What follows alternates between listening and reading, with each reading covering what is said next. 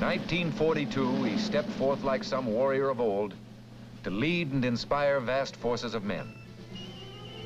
At a pace never equaled, his Third Army swept across the continent of Europe. No American leader was more colorful and more successful.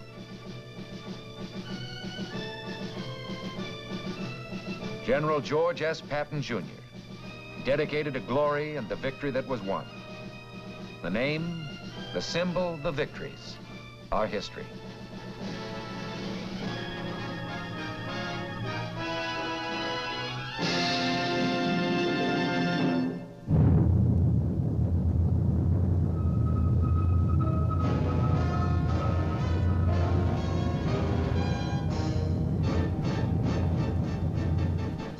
The United States Army presents The Big Picture, an official report produced for the armed forces and the American people.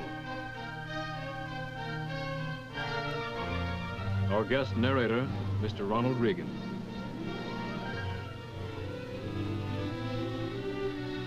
It's not easy to believe that George S. Patton, Jr. was once just Georgie.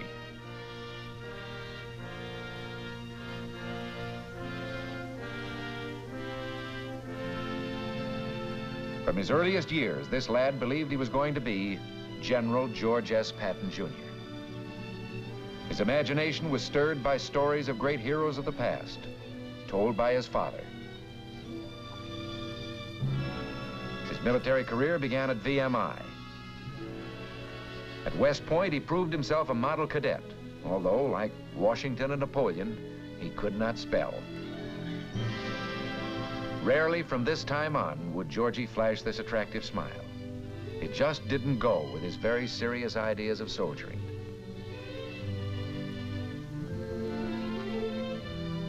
He established the first football team for soldiers to keep them from wasting their off hours in drinking and gambling.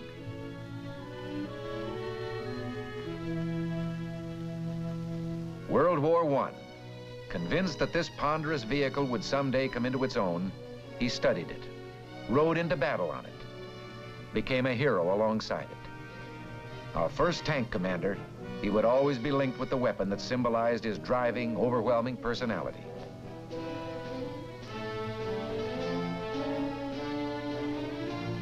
After the war, the tank school at Fort Meade. Two officers here shared a deep military interest, Ike Eisenhower and Georgie. The fierce expression, his get-up at masquerades, reflected some deep instinct to play the role of warrior or fighter.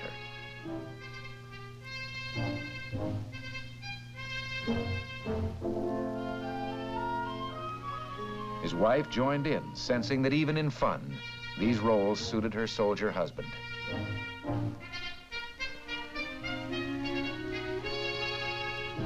A time came, as it had before, when the clothing of battle was to be worn by millions of Americans.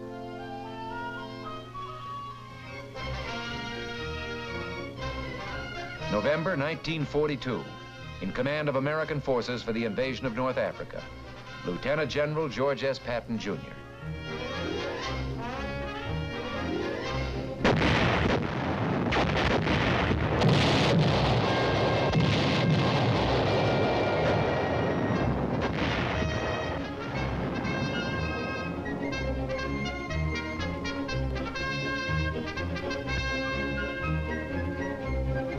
One of the outstanding features of a brief campaign was Patton's bold leadership, and later, the favorable impression he created on French and Arabs alike.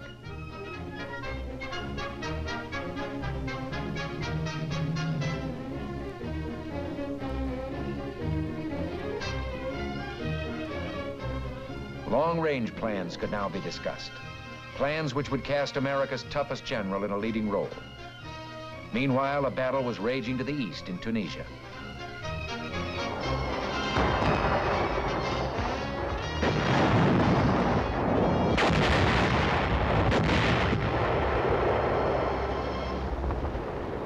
His tankers, whom he roused to a pitch of fighting spirit, entered the fray.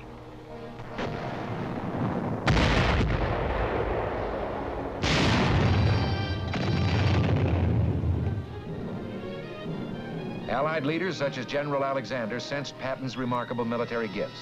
his judgment, his sure instinct for what the enemy would do.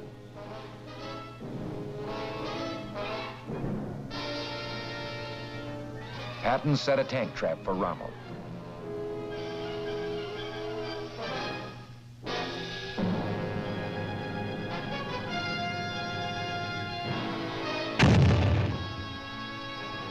Rommel marched right into it.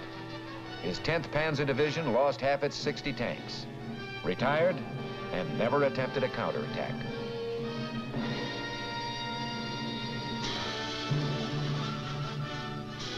His reputation grew. He looked forward eagerly to his next campaign.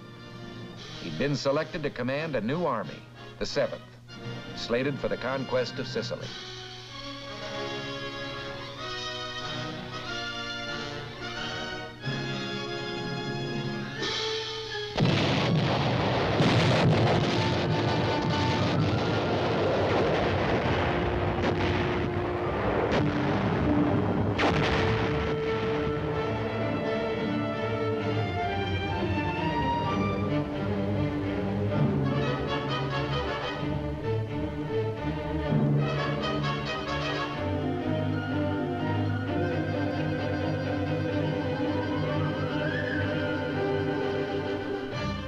Order of the day from Patton to his men.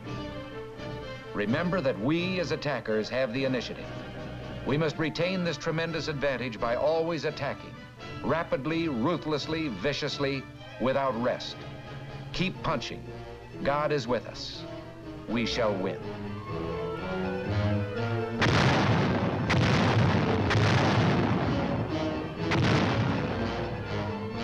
Attack, attack, and when in doubt, attack again.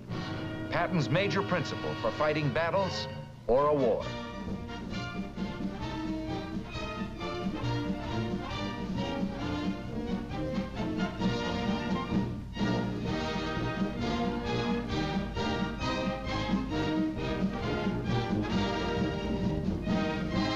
His chief mission, he believed, was to arouse the morale of his men. He urged them on, certain that speed and boldness could shorten the war.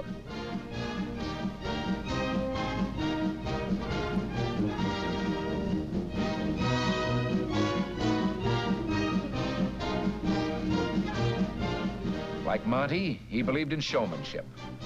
But he was aware that if the act could not be carried off in fine style, the men would see through it. Both leaders used every means to inspire the troops of their vast command.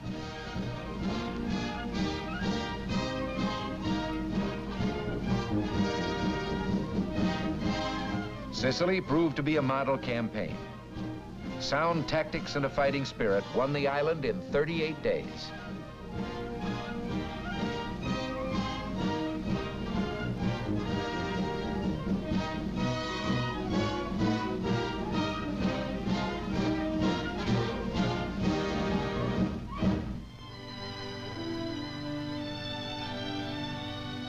The Supreme Allied Commander paid a visit. Passionately involved in the work at hand, Patton had acquired a reputation for being tempestuous, sometimes rash. There was a question as to his role in the invasion of Fortress Europe.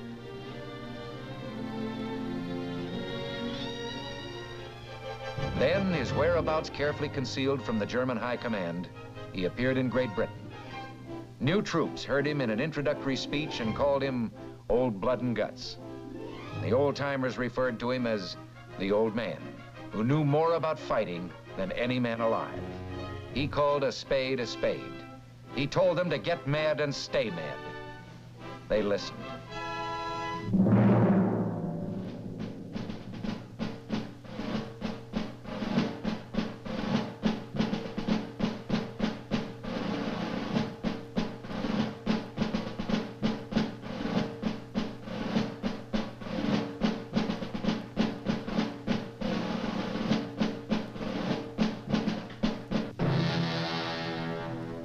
On D-Day, behind Bradley's First Army, another army assembled, Patton's Third. With plenty of armor, this outfit was like its commander. Fast, hard-hitting, spirited, spectacular.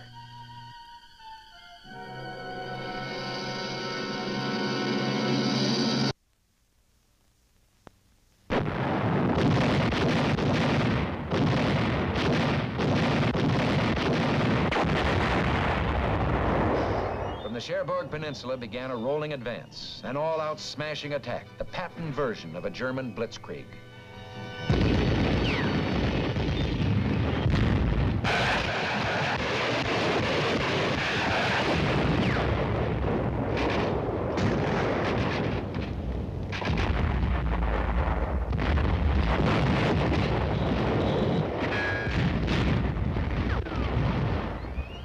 The old man had said, the harder we push, the more Nazis we'll kill. And the more Nazis we kill, the fewer of our men will be killed. Pushing means fewer casualties. The 3rd took the old man at his word and found he was right.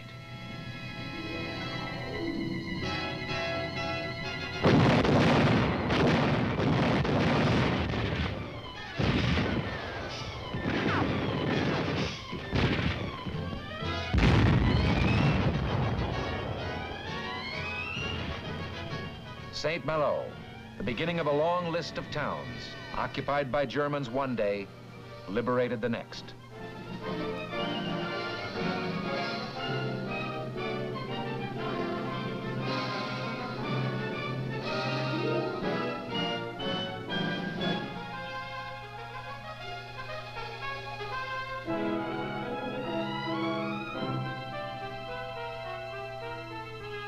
At the head of a vast crusading army, a man fulfilling a destiny he had dreamed of since early youth. The attacks now were in all directions at once, toward the south and north, and east toward Germany.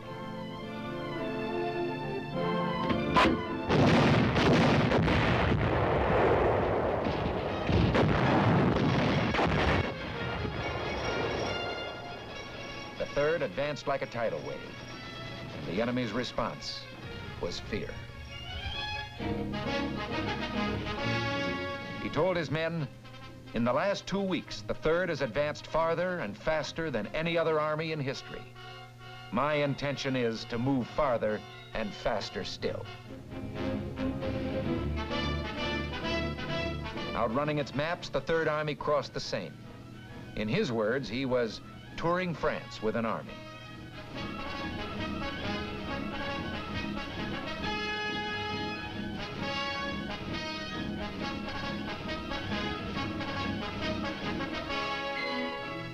He was everywhere at once, covering the great distances within his command. His use of light aircraft exemplified his eagerness to adopt any new means of increasing efficiency.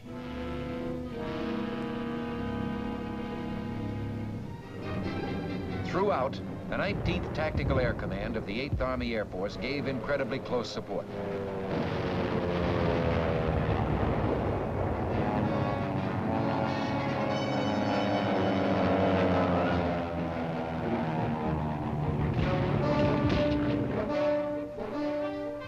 The astounding advances went on and on. Patton saw nothing in the way. He was ready to push on into the heart of Germany.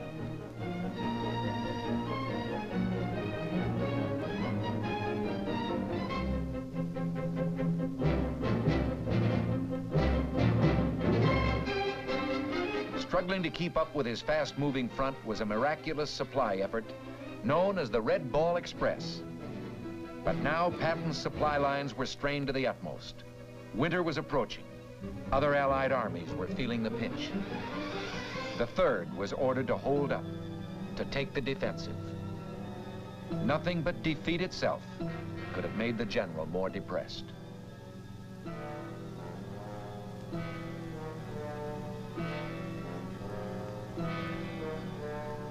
This was a difficult time for an army built to roll.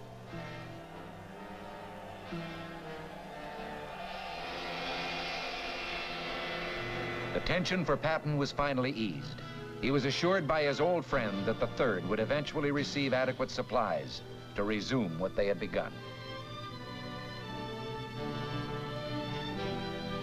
Patton urged his leaders to keep high the morale created during the offensive. He himself delivered the pep talks for which he was famous, giving credit, instilling pride, urging men to even greater deeds. Then, the green light.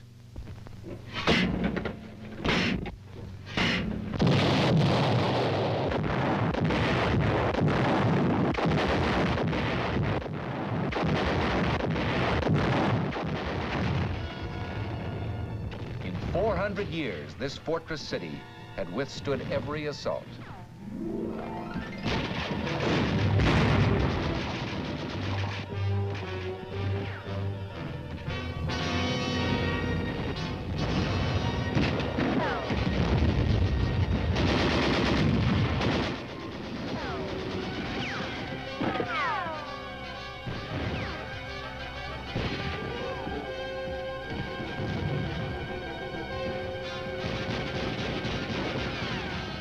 Metz was no cheap victory. But the fall of this highly regarded fortification bore out Patton's belief that no defense position had ever been successfully defended.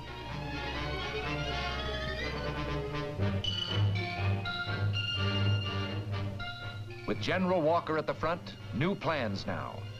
A great drive toward the highly reputed Siegfried Line. But an instinct for what the enemy will do had alerted him to a new danger.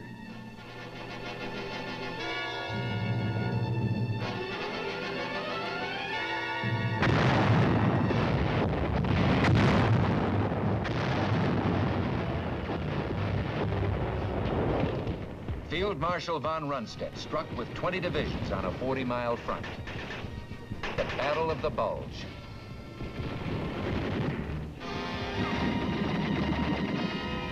Patton was asked to speed what help he could. Could it be in 3 days, Ike asked?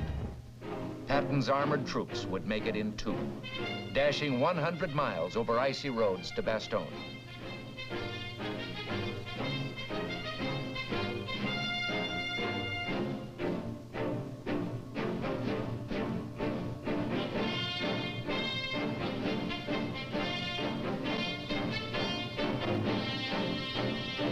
Then, at the heart of a major attack, Patton's concentrated armored power.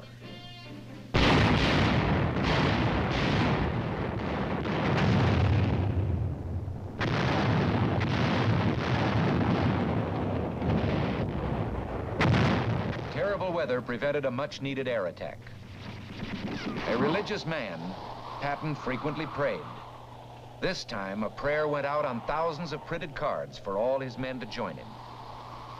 Almighty and merciful Father, grant us fair weather for battle.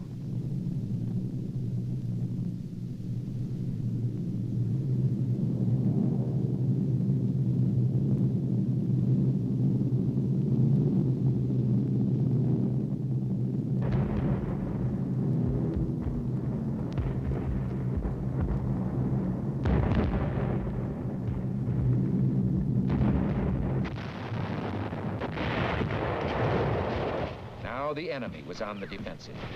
In Patton's book, they were destined to fail.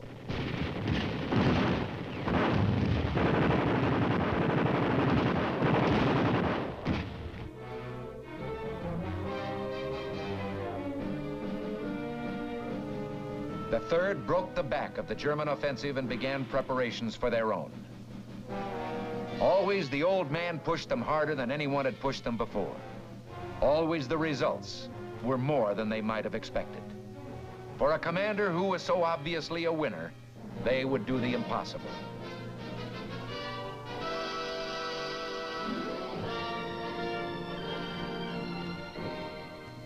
Patton believed in decorations, in recognizing and exalting the heroic qualities of his men. And they sensed his sincerity when he used words like duty, patriotism, and loyalty. To him, these words had real meaning.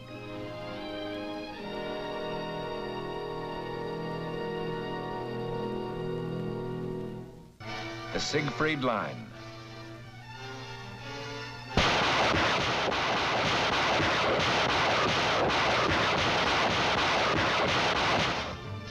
In Patton's words, this monument to the stupidity of man cracked easily.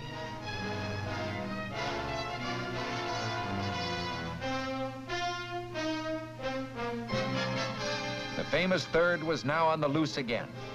on a spring rampage that would bring the war to a close before summer.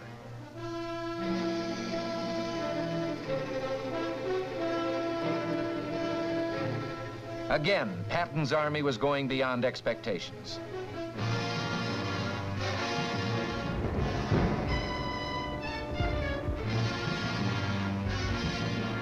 The enemy believed Patton would pause at the Rhine. He went right across.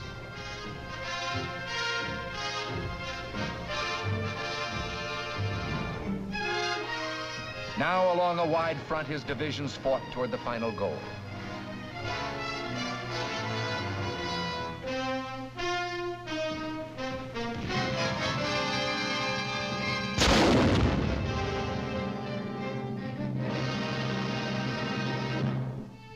Always, he took time out to give credit where it really belonged, to the men, to Private Harold A. Garman, the Medal of Honor.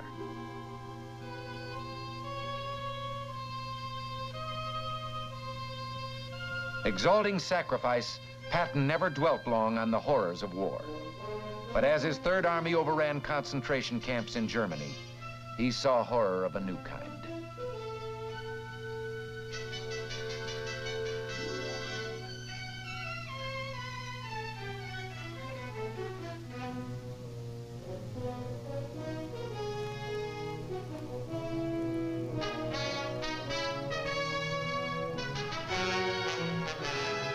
Victories piled up as the Third turned southwest to link up with Soviet forces in the Danube Valley.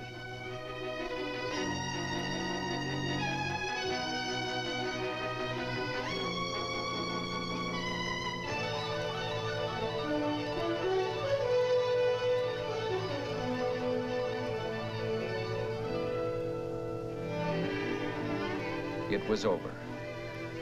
For a moment, Patton relaxed his carefully maintained role of colorful leader to be himself.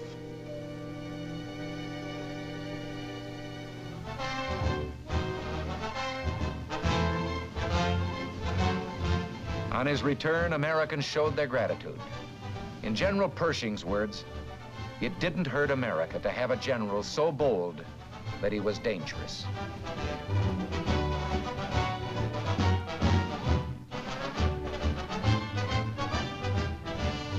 Los Angeles went all out in its reception. With him was General Doolittle, whose 8th Air Force in Europe did so much to assure final victory. Although no unit, no individual won the war, we're fortunate in having one here tonight with us who had a large part in winning the war. I'm pleased and proud to have been privileged to fight by the side of General George Patton.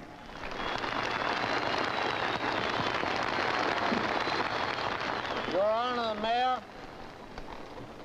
General Doolittle, soldiers,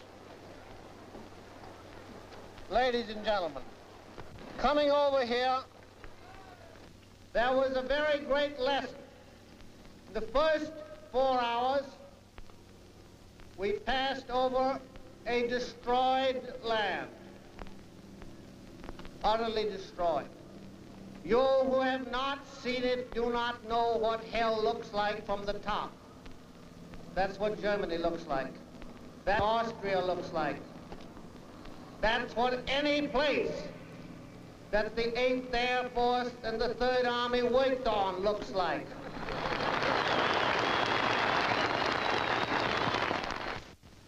You must remember this, that from Brest to various towns in southern Germany and Austria, whose names I can't pronounce, but whose places I have removed,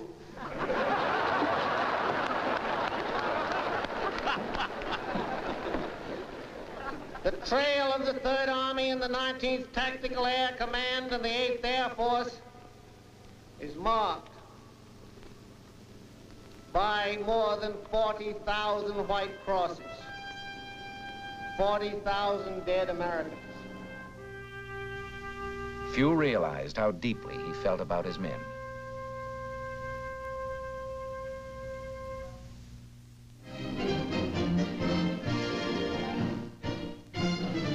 Germany, with no more battles to win, Patton watched Americans compete on the playing field. Again, he saw the fighting spirit, the will to win, a quality he loved and admired, and which epitomized himself. Struggle was the test of a man. War, the supreme struggle, provided the highest test.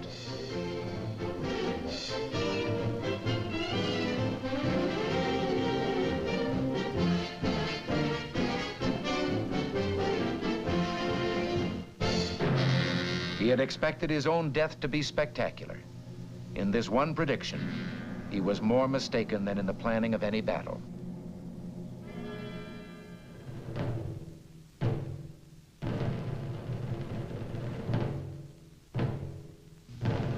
He died of injuries received in an automobile accident 4 months after the end of the war.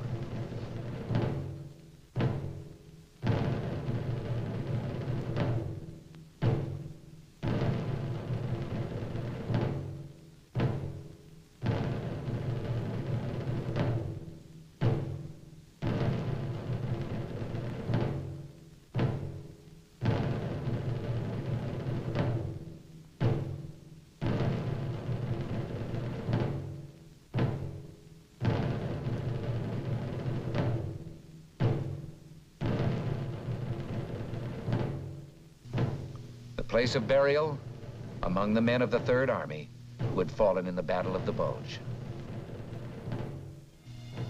His personality lives on in his statue at West Point. He lived for action and glory and reached the heights in serving his country.